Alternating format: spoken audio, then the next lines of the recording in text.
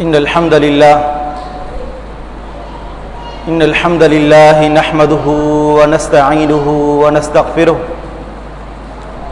ونعوذ بالله من شرور أنفسنا ومن سيئات أعمالنا من يهده الله فلا مضل له ومن يضلل فلا هادي له وأشهد أن لا إله إلا الله وحده لا شريك له وأشهد أن محمدًا عبده ورسوله يا أيها الذين آمنوا اتقوا الله حق تقاته ولا تموتن إلا وأنتم مسلمون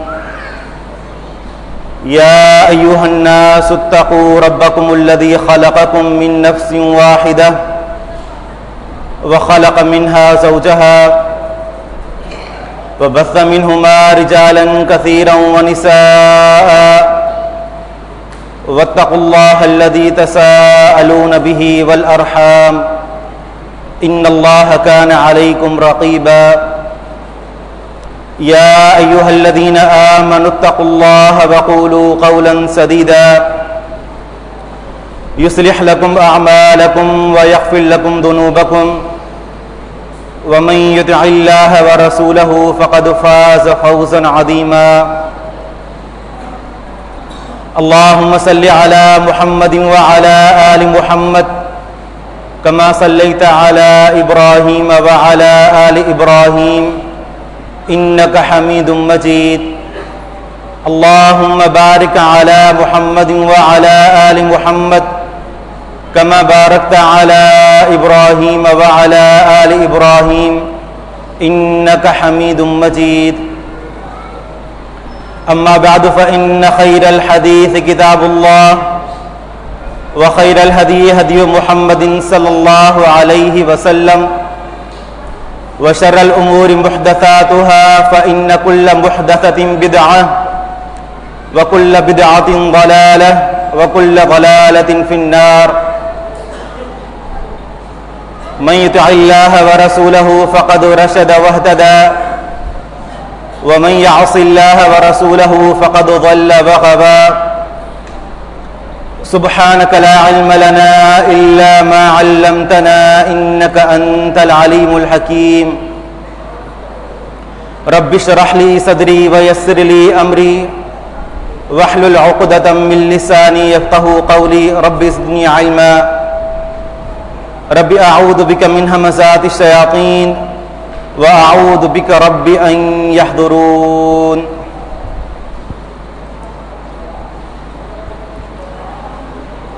اللہ رب العالمین کا فرمان ہے یا ایھا الذین آمنوا قوا انفسکم واہلیکم نارا وقودها الناس والحجارہ علیہا ملائکۃ غلاد شداد لا یعصون اللہ ما امرہم ویفعلون ما یؤمرون کہ اے اہل ایمان تم اپنے آپ کو اور اپنے اہل و عیال کو جہنم کی آگ سے بچا لو وہ جہنم کی آگ کے جس کا ایندھن انسان اور پتھر ہوں گے اس آگ پر انتہائی سخت دل اور مضبوط قسم کے فرشتے مقرر کیے گئے ہیں اللہ تعالیٰ انہیں جو حکم کرتا ہے وہ اس کی نافرمانی نہیں کرتے اور انہیں جو حکم دیا جاتا ہے وہ اسے بجا لے آتے ہیں اس آیت مبارکہ میں اللہ رب العالمین نے دو چیزوں کا ذکر فرمایا ہے نمبر ایک یہ کہ اللہ تعالیٰ نے اس آیت مبارکہ میں ہم تمام اہل ایمان کو مخاطب کر کے یہ حکم دیا ہے کہ ہم اپنے آپ کو اور اپنے اہل و عیال کو جہنم کی آگ سے بچا لیں اور نمبر دو یہ کہ اسی آیت مبارکہ میں اللہ رب العالمین نے انتہائی اختصار کے ساتھ جہنم کی ہولناکیوں اور اس کی تباہ کاریوں کا ذکر فرمایا ہے کہ جس کی تباہ کاریوں کا عالم یہ ہے کہ جس کو جلانے کے لیے انسان اور پتھر کو استعمال کیا جائے گا. اس دنیا میں آگ جلانے کے لیے عمومی طور پر جو ایندھن استعمال کیا جاتا ہے وہ لکڑی یا گیس، پیٹرول یا اس طرح کی چیزیں ہوتی ہیں، لیکن جہنم کی آگ کو جلانے کے لیے انسان کو استعمال کیا جائے گا اور پتھر کو استعمال کیا جائے گا، جس سے جہنم کی آگ بھڑکتی رہے گی. اس کی مزید وضاحت کتب احادیث میں موجود ہے. صحیح بخاری کی حدیث ہے، سیدنا ابو ہریرہ رضی اللہ عنہ سے روایت ہے، فرماتے ہیں کہ کننا جلوسا مع النبی صلی اللہ علیہ وسلم فسمعنا حدتا فقال اتدرون ما هذه الحدث قلنا الله ورسوله اعلم قال هذا حجر ارسل من شفیر جہنم فهو يهوي فيها منذ 70 عاما فبلغ قعرها الآن. فرماتے ہیں کہ ایک دن ہم رسول اللہ صلی اللہ علیہ وسلم کے ساتھ بیٹھے ہوئے تھے، اچانک ہمیں زوردار قسم کی آواز سنائی دی. آپ نے پوچھا کہ جانتے ہو کہ یہ آواز جو آئی ہے یہ کس چیز کی آواز ہے؟ صحابہ اکرام نے کہا کہ اللہ اس کا رسول زیادہ بہتر جانتے ہیں صلی اللہ علیہ وسلم. فرمایا کہ یہ جو تمہیں آواز سنائی دی ہے یہ آواز اس چٹان کی ہے کہ جس چٹان کو آج سے 70 سال پہلے جہنم کے کنارے سے لڑکا دیا گیا تھا، اور یہ چٹان مسلسل 70 سال سفر کرتی رہی، اور آج 70 سال گزرنے کے بعد یہ آ کر جہنم کی تہ میں پہنچی ہے. یہ جہنم کی گہرائی کا عالم ہے. آپ علیہ الصلوۃ والسلام نے فرمایا کہ یؤتی بجہنم یوم القیامۃ لها 70,000 زمام مع كل زمام 70,000 ملک یجرونها. قیامت کا دن ہوگا، اولین و آخرین کو اللہ تعالیٰ سب کے سب کو جمع کرے گا میدان محشر میں، اور وہاں پر جہنم کو لایا جائے گا. فرمایا اس کا عالم یہ ہوگا کہ اس کو 70,000 لگاموں کے ذریعے سے جکڑا ہوا ہوگا فرشتوں نے، اور ہر ایک لگام کے ساتھ 70,000 فرشتے اس جہنم کو کھینچ کر میدان محشر میں لائیں گے. اللہ تبارک و تعالیٰ نے اس کی وضاحت ان الفاظ میں بیان فرما دی. فرمایا کہ تکاد تمیز من الغیظ، قریب ہوگا کہ جہنمیوں کو دیکھ کر غصے کی وجہ سے وہیں پر پھٹ پڑے. یہ اس کی ہولناکی کا عالم ہوگا. مزید آپ علیہ الصلوۃ والسلام نے وضاحت ان الفاظ میں بیان فرمائی.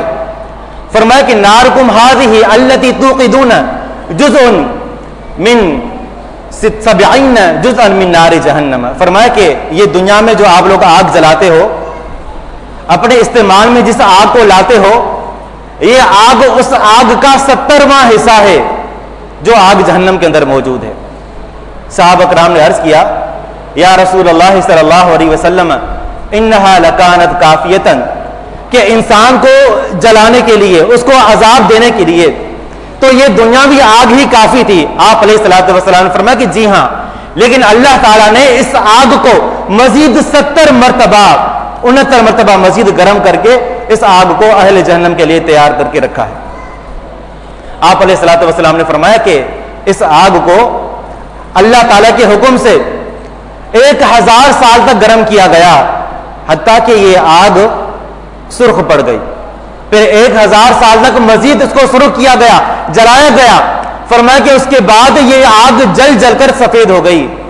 پھر فرمایا کہ مزید اس کو 1000 سال تک جلایا گیا، اس کو تپش دی گئی. فرمایا کہ ایسا ہوتے ہوتے اب یہ جہنم کی جو آگ ہے اللہ تعالیٰ نے جہنمی کے لیے تیار کر رکھی ہے، اس آگ کا رنگ سیاہ ہے. جہنمی کو جہنم میں ڈالا جائے گا اور اس آگ میں ان کو کوئی روشنی حاصل نہیں ہوگی.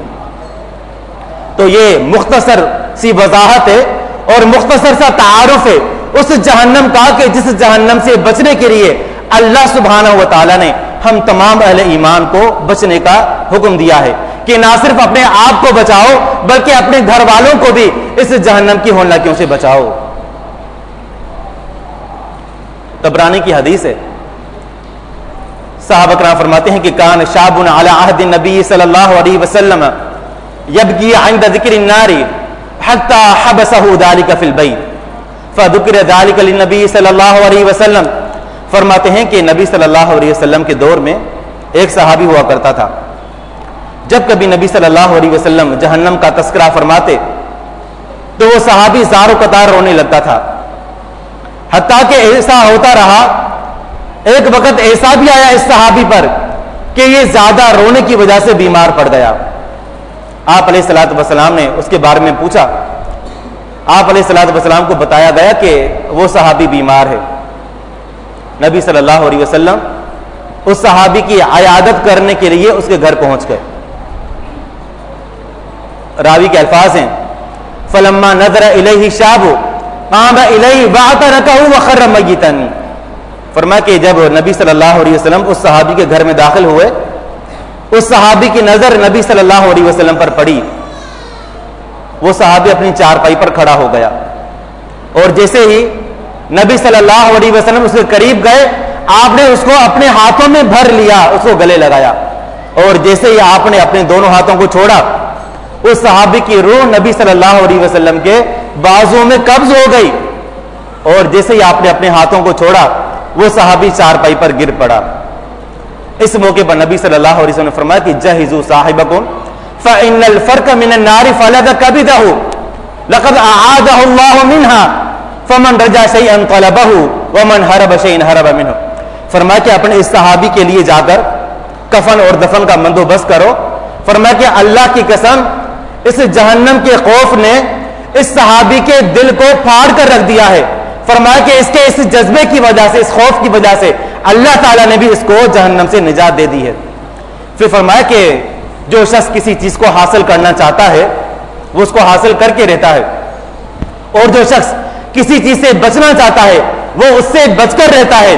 یہ جنت کا طالب تھا، اللہ تعالیٰ نے اس کو جنت دے دی، اور یہ جہنم سے بچنا چاہتا تھا، اللہ تعالیٰ نے اس کو بچا لیا. آج ہم بھی قرآن مجید اور احادیث رسول صلی اللہ علیہ وسلم سنتے ہیں، لیکن ہمارے جو دل ہیں وہ گناہوں کی وجہ سے اس قدر آلودہ ہو چکے ہیں کہ یہ آیتیں، یہ احادیث ہمارے ایمان کو نہیں جوڑتی. ہمارے ضمیر گناہوں کے بوجھ تلے اس قدر دب گئے ہیں کہ ہمارے ضمیروں میں روحانیت کی کوئی رمق باقی نہیں رہی. سفیان ثوری رحمۃ اللہ علیہ کے بارے میں آتا ہے کہ جب کبھی ان کے سامنے اس طرح محفلوں میں ذکر کیا جاتا جہنم کی آگ کا، تو بیان کرنے والے بیان کرتے ہیں کہ ان کو خون کا پیشاب آنے لگتا تھا. اور ہمارے آج کیفیت کیا ہوتی ہے کہ ہمارے سر پر جون تک نہیں رنگتی. کہنے کا مقصد یہ ہے کہ اللہ سبحانہ و تعالیٰ نے اس آیت کریمہ میں جس جہنم سے بچنے کا حکم دیا ہے، اس کی ہولناکیاں، اس کی تباہ کاریاں انتہائی بھیانک ہیں. اب سوال یہ پیدا ہوتا ہے کہ وہ کون سے اعمال ہیں کہ جن اعمال کو ہم بجا لے آ کر اپنے آپ کو بھی اور اپنے اہل و عیال کو بھی ہم جہنم کی آگ سے بچا سکتے ہیں. وہ کون سے اعمال ہیں؟ انتہائی اختصار کے ساتھ ذکر کر کے اپنی بات ختم کریں گے، اس دعا کے ساتھ کہ رب کریم ہمیں سمجھنے اور عمل کرنے کی توفیق عطا فرمائے. آمین. سب سے پہلی چیز اور بنیادی چیز وہ عقیدہ توحید ہے. اس دنیا کے اندر آپ دیکھیں گے کہ بے شمار ادیان اور مذاہب کے ماننے والے موجود ہیں. کسی نہ کسی طرح وہ اللہ پر اور آخرت کے دن پر یا پھر دوسرے جنم پر یقین رکھتے ہیں، لیکن یہ سب کے سب جو ہے آخرت کے حوالے سے خوش فہمی میں مبتلا ہیں. لوگ یہ سمجھتے ہیں، مسلمانوں کی اکثریت کا یہ عالم ہے کہ وہ یہ سمجھتے ہیں کہ جس بھی شخص نے زبان سے کلمہ شہادت پڑھ لیا تو یہ اس کی جنت میں جانے کے لیے کافی ہے. حالانکہ ایسا نہیں ہے. اللہ سبحانہ و تعالیٰ نے بیان فرمایا کہ لیس بامانیکم ولا امانی اہل الکتاب من یعمل سوءا یجز بہ ولا یجد له من دون اللہ ولیا ولا نصیرا. فرمایا کہ جنت میں داخلہ یہ نہ تو تمہاری خواہشات پر ممکن ہے اور نہ ہی اہل کتاب کی خواہشات پر ممکن ہے. اگر کوئی شخص کلمہ پڑھتا ہے، اس کے دل میں یہ خواہش ہے کہ وہ جنت میں چلا جائے گا، تو یہ محض خواہش کا کر لینا یہ جنت میں جانے کے لیے کافی نہیں ہے. فرمایا کہ من یعمل سوءا یجز بہ، جو بھی برائی کرے گا برائی کرنے والے کو اس برائی کا بدلہ دیا جائے گا. ولا یجد له من دون اللہ ولیا ولا نصیرا، اور ایسا برائی کرنے والا شخص اپنے لیے اللہ تعالی کے مقابلے میں کوئی دوست اور کوئی مددگار نہیں پائے گا.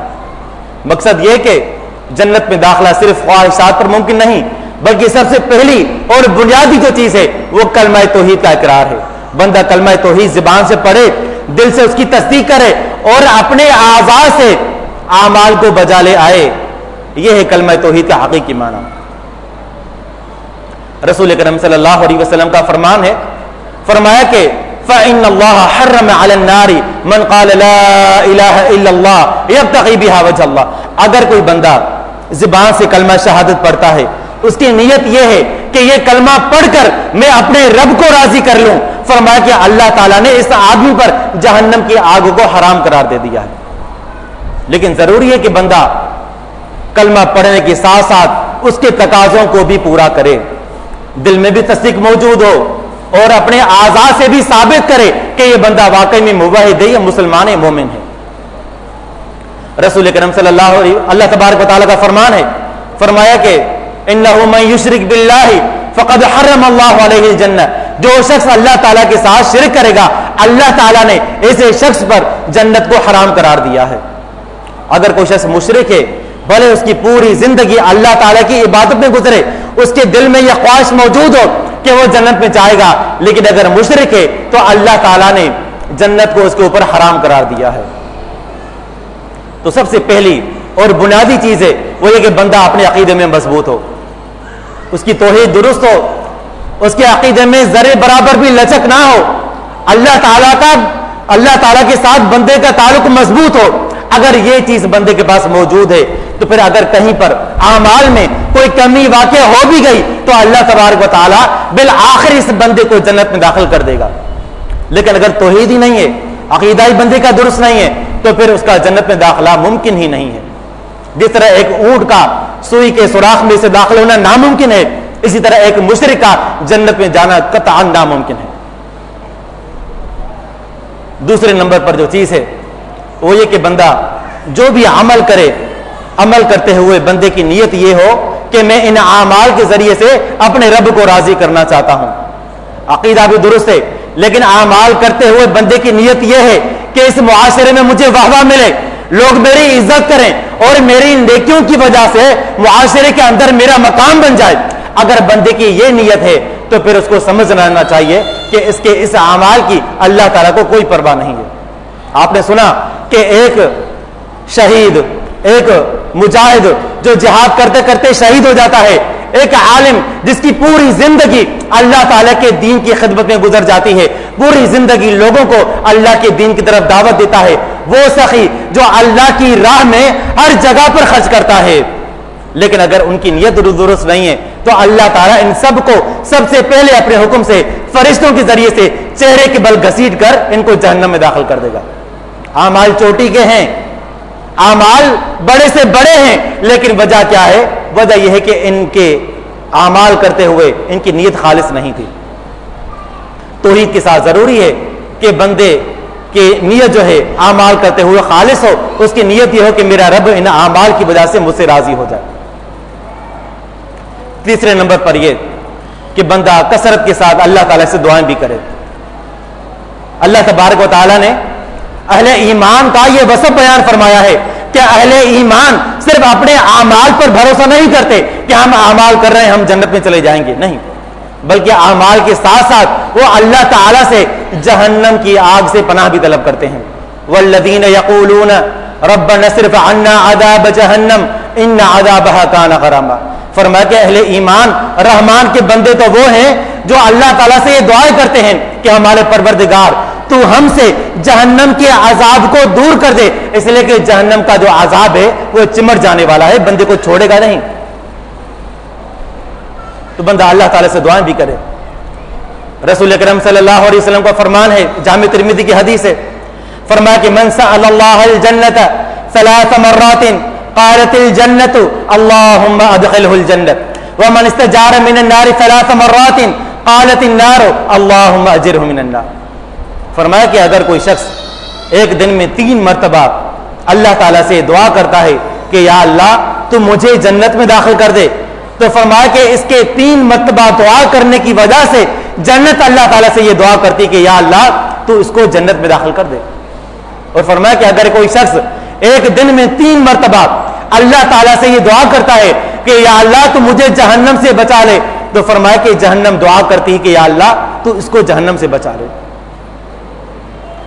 روایت میں آتا ہے کہ نبی اکرم صلی اللہ علیہ وسلم کی ایک دعا ایسی تھی کہ جس دعا کو آپ علیہ الصلوۃ والسلام کثرت کے ساتھ پڑھا کرتے تھے، اٹھتے بیٹھتے چلتے پھرتے سب سے زیادہ جس دعا کا اہتمام کیا کرتے تھے وہ دعا کیا تھی؟ آسان سی دعا، ربنا آتنا فی الدنیا حسنہ وفی الآخرۃ حسنہ وقنا عذاب النار، کہ یا اللہ تو ہمیں دنیا میں بھی بھلائی عطا فرما، آخرت میں بھی بھلائی عطا فرما، اور ہمیں جہنم کی آگ سے بچا لے۔ یہ وہ دعا ہے کہ جس کے اندر اللہ تبارک و تعالیٰ کے حکم سے دنیا اور آخرت کی ساری بھلائیاں موجود ہیں، اور ساتھ ساتھ جہنم کی آگ سے پناہ کی طلب بھی موجود ہے۔ تو یہ دعا ہے جو نبی کریم صلی اللہ علیہ وسلم کثرت کے ساتھ پڑھا کرتے تھے۔ اس کے ساتھ ساتھ بندے کو چاہیے کہ اگر وہ یہ چاہتا ہے کہ کل قیامت کے دن اپنے آپ کو اور اپنے گھر والوں کو جہنم کی آگ سے بچا لے، تو اس کے لیے ایک بنیادی شرط یہ بھی ہے کہ بندہ اپنے دل میں اللہ تعالیٰ کا خوف بٹھا لے، تقوی اور پرہیزگاری کو اپنا زیور بنا لے، بندے کے دل میں اللہ تعالیٰ کا خوف موجود ہو، کوئی بھی بات کرتے ہوئے، کوئی بھی کام کرتے ہوئے، کوئی بھی قدم اٹھاتے ہوئے، کوئی بھی نگاہ گھماتے ہوئے اس کی یہ سوچ ہونی چاہیے، اور وہ دیکھے کہ آیا میرے اس عمل سے، میرے اس حرکت سے اللہ تعالیٰ راضی ہوگا یا ناراض ہوگا۔ اگر اللہ تعالیٰ کو کوئی عمل راضی کرنے والا ہے تو کر گزرے، اور اگر سمجھتا ہے کہ میرا رب مجھ سے ناراض ہوگا تو اس عمل سے باز آ جائے۔ یہ در حقیقت پرہیزگاری ہے، یہی در حقیقت تقویٰ ہے۔ اللہ تبارک و تعالیٰ کا فرمان ہے وَإِن مِّنكُمْ إِلَّا وَارِدُهَا كَانَ عَلَىٰ رَبِّكَ حَتْمًا مَّقْضِيًّا ثُمَّ نُنَجِّي الَّذِينَ اتَّقَوْا وَنَذَرُ الظَّالِمِينَ فِيهَا جِثِيًّا۔ فرمایا کہ قیامت کا دن ہوگا، اللہ تبارک و تعالیٰ کے حکم سے جہنم کے اوپر ایک پل رکھی جائے گی جس کو پل صراط کا نام دیا جائے گا۔ اہل جنت جب جنت کی تلاش میں نکلیں گے تو لازماً ان سب کو اس پل کے اوپر سے گزرنا پڑے گا۔ سب کے سب لوگ جنت کی تلاش میں اس پل کے اوپر چل پڑیں گے۔ فرمایا کہ جو بھی اس پل پر قدم رکھے گا وہ کٹ کر اپنے گھٹنوں کے بل جہنم کے اندر گر پڑے گا۔ صرف ہم ان لوگوں کو وہاں سے عبور کروائیں گے، صرف ان لوگوں کو وہاں سے نجات دیں گے جنہوں نے اس دنیا میں پرہیزگاری اختیار کی ہوگی۔ ثم ننجی الذین اتقوا، پھر ہم نجات ان لوگوں کو دیں گے جنہوں نے پرہیزگاری اختیار کی ہوگی۔ وَنَذَرُ الظَّالِمِينَ فِيهَا جِثِيًّا، فرمایا کہ ہم ظالموں کو ان کے گھٹنوں کے بل جہنم کے اندر پھینک دیں گے۔ جامع ترمذی کی حدیث ہے، اللہ کے رسول صلی اللہ علیہ وسلم سے پوچھا گیا عن اکثر ما يدخل الناس الجنت قال تقوى اللہ وحسن الخلق۔ آپ علیہ الصلوۃ والسلام سے پوچھا گیا کہ وہ کون سے اعمال ہیں کہ جن اعمال کو بجا لے آنے کی وجہ سے سب سے زیادہ لوگ جنت میں جائیں گے۔ فرمایا کہ وہ دو عمل ہیں کہ جن اعمال کو کرنے سے سب سے زیادہ لوگ جنت میں جائیں گے۔ وہ کون سے عمل ہیں؟ فرمایا ایک پرہیزگاری ہے، گناہوں سے اپنے آپ کو بچانا تقویٰ ہے، اور دوسرے نمبر پر حسن خلق ہے، اچھا اخلاق ہے۔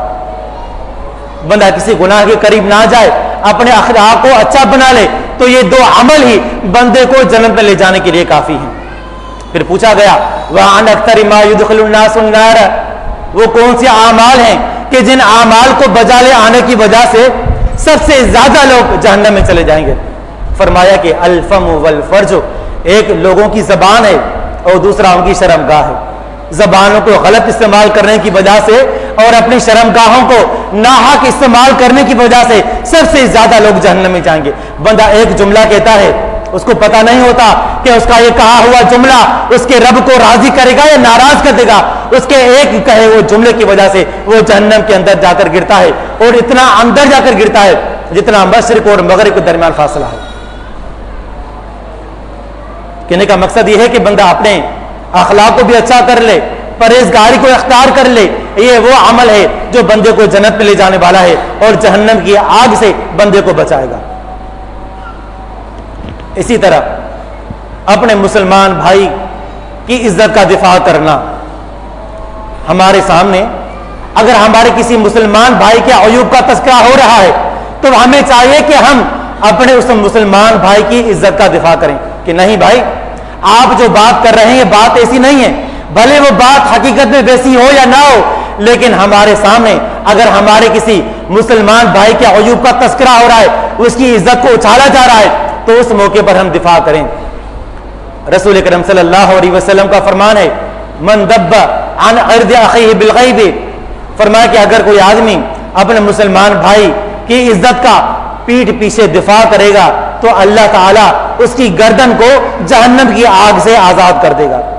کتنا چھوٹا سا عمل ہے، لیکن آج ہماری کیفیت کیا ہوتی ہے کہ اگر ہمارے سامنے اس کے ایک عیب کا ذکر کیا جائے تو ہم کہتے ہیں کہ آپ کو تو اس کے ایک عیب کا ذکر ہے، ایک عیب اس کے آپ واقف ہیں، میں تو اس کے سارے عیوب سے واقف ہوں، اس کے اندر یہ بھی برائی ہے، یہ بھی برائی ہے۔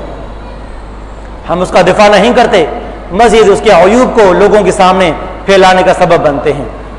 فرمایا کہ اگر کوئی شخص اپنے مسلمان بھائی کی عزت کا دفاع کرتا ہے تو اس کے اس عمل کی وجہ سے بھی اللہ تعالیٰ بندے کو جہنم سے نجات دے دے گا۔ اتنا چھوٹا سا عمل ہے اور اتنی بڑی خوشخبری ہے۔ اسی طرح جہنم سے نجات دینے والا ایک چھوٹا سا عمل وہ یہ ہے کہ بندہ فرض نمازوں کے بعد آیت الکرسی کا اہتمام کرے۔ آپ علیہ الصلوۃ والسلام کا فرمان ہے، اگر کوئی شخص فرض نمازوں کے بعد آیت الکرسی پابندی سے پڑھتا ہے تو اس کے اور جنت کے درمیان صرف موت کا فاصلہ ہے۔ ادھر فرشتوں نے اس کی روح قبض کی اور ادھر اس کو جنت میں داخل کر دیا گیا۔ چھوٹا سا عمل ہے لیکن اتنی عظیم خوشخبری ہے۔ اسی طرح نماز اگر کوئی بندہ 40 دن تک پابندی کے ساتھ امام کے ساتھ آ کر جماعت میں تکبیر اولا کے ساتھ نماز ادا کرتا ہے 40 دن تک، تو رسول کریم صلی اللہ علیہ وسلم کا فرمان ہے کہ کتبت لہو براءتان، اس کے لیے 2 نجات کے پروانے دے دیے جاتے ہیں، اس کو آزادیاں مل جاتی ہیں۔ نمبر 1 یہ کہ یہ لکھ دیا جاتا ہے کہ یہ بندہ منافقین میں سے نہیں ہے، اور نمبر 2 یہ کہ لکھ دیا جاتا ہے کہ یہ بندہ جہنم میں نہیں جائے گا۔ بندہ پابندی سے تکبیر اولا اگر امام کے ساتھ پالے اور 40 دن تک اگر نماز ادا کرتا رہتا ہے تو اس کے اوپر بھی خوشخبری ہے کہ اللہ تعالیٰ بندے کو اس کے اس عمل کی وجہ سے جہنم سے آزاد کر دیتا ہے۔ اسی طرح جن اعمال کی وجہ سے اللہ تعالیٰ بندے کو جہنم سے دور کر دیتا ہے ان میں فجر اور عشاء کی عصر کی نماز بھی ہے۔ فجر اور عصر کی نماز، رسول کریم صلی اللہ علیہ وسلم کا فرمان ہے، من صلی البردین دخل الجنہ، فرمایا کہ یہ 2 جو ٹھنڈی نماز ادا کرے گا، ایک فجر کی نماز اور دوسرا عصر کی نماز، اللہ تعالیٰ اس عمل پر اس بندے کو جنت میں داخل کر دے گا، جہنم سے اس کو نجات دے دے گا۔ فجر کی نماز پابندی سے ادا کی جائے، عصر کی نماز پابندی سے ادا کی جائے، اس کے علاوہ بھی جو دیگر نمازیں ان کا اہتمام کیا جائے۔ آپ علیہ الصلوۃ والسلام کا فرمان ہے، اگر کوئی آدمی فجر کی عشاء کی نماز جماعت سے پڑھتا ہے، پھر فجر کی نماز بھی جماعت سے پڑھتا ہے، تو اللہ تعالیٰ کے ہاں یہ لکھ دیا جاتا ہے کہ اس بندے نے پوری رات کھڑے ہو کر اللہ تعالیٰ کے سامنے عبادت کی ہے۔ عمل چھوٹا سا ہے لیکن اس قدر عظیم خوشخبری سنائی گئی ہے۔ اسی طرح ظہر کی نماز کے بعد 4 رکعت جو سنتیں کہلاتی ہیں، اگر بندہ ظہر کی نماز کے بعد 4 رکعتوں کا اہتمام کرتا ہے تو آپ علیہ الصلوۃ والسلام نے فرمایا کہ بندے کے اس عمل پر بھی اللہ تعالیٰ بندے کو جنت میں داخل کر دیتا ہے۔ تو یہ کچھ اعمال ہیں کہ جن اعمال کو بجا لے آ کر ہم اللہ تعالیٰ کی بنائی ہوئی جنت کے مستحق ٹھہر سکتے ہیں، اور اللہ تعالیٰ نے جو اپنے نافرمانوں کے لیے جو سزا تیار کر رکھی ہے اسے اپنے آپ کو بچا سکتے ہیں۔ پہلے نمبر پر عقیدہ توحید ہے، پھر بندے کا اخلاص ہے کہ عمل کرتے ہوئے نیت خالص ہو، اس طرح بندہ کثرت کے ساتھ دعائیں کرے، نمازوں کا اہتمام ہو، اپنے مسلمان بھائی کی عزت کا دفاع ہو۔ یہ کچھ اعمال ہیں کہ جن کو بجا لے آ کر ہم اللہ تعالیٰ کی بنائی ہوئی جنت کے مستحق ٹھہر سکتے ہیں۔ انہی باتوں پر اکتفا کرتے ہیں اس دعا کے ساتھ کہ رب کریم ہمارے تمام صغیرہ اور کبیرہ گناہوں کو معاف فرمائے اور ہمیں اپنی بنائی ہوئی جنت کا مستحق ٹھہرائے۔ ہمارے جو مرحومین گزر چکے ہیں اللہ تعالیٰ ان سب کو بھی جنت الفردوس میں داخل کر دے۔ ھذا ما عندی وباللہ توفیق وما علینا الا البلاغ۔